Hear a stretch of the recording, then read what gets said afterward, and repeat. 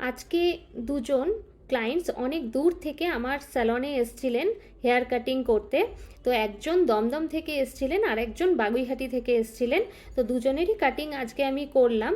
তো ওনাদেরকেও একবার জিজ্ঞেস করে নেব যে আমাদের নিহারিকার কাটিং যে করলাম, ওনাদের কাটিং হলো, তো কেমন লাগলো ওনাদের থেকে একটু জানবো।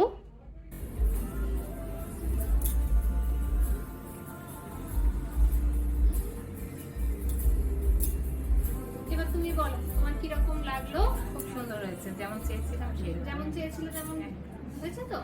আর উনি আজকে অনেক দূর থেকে এসেছেন, দমদম থেকে। তো অনেক আশা নিয়ে এসেছিলেন নিহারিকার যে আমি কাটিং করব। তো সেই অনুযায়ী আমি একটুখানি জেনে নেব, একটুখানি বলো। আমি ফেসবুক দেখে এসেছি, তো যেটা দেখে পছন্দ হয়েছিল সেই রকমই করা হয়েছে। Thank you. ওয়েলকাম।